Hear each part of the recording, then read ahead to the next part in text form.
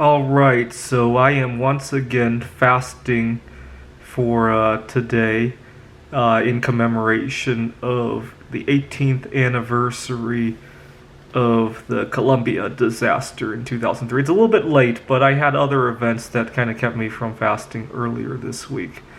I was 15 years old when Columbia exploded, and I developed major fears of flying. You got to remember, 9/11 was still fresh on everybody's mind back then, and then Columbia exploded, and I swore off flying forever. And I told my parents I'm never going to fly again. We had been planning a vacation later that year, but I told my family I'm never flying again. My mom was so upset at that remark because at the time, three of my grandparents were alive.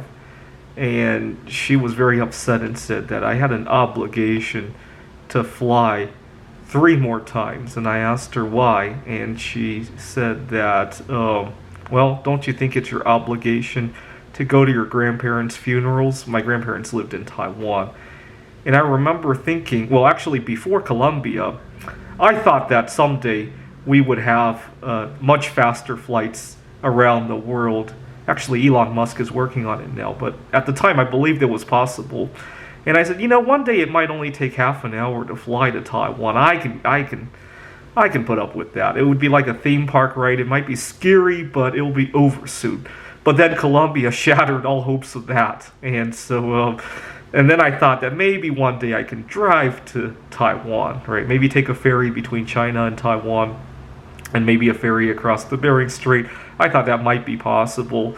And then my dad said, do you know how dangerous that is? And he was right, but at the time I didn't seem to fear driving all that much. I feared flying. And so that was 18 years ago now. Now, in the 18 years since Columbia, I have a new problem in my life.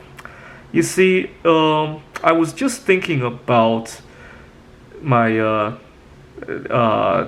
maybe one day proposing to my girlfriend, and then I realized that when I think about the last couple of girls that I've dated over the last few years, obviously in the 18 years since Columbia, or in the years that I've been dating, I've been gaining a lot of wisdom, and I find that every relationship seems to be better than the last one, and I keep wanting to hold out for an even better relationship. The problem with that logic is that obviously I'm not going to live forever, and obviously I'm not going to be young forever.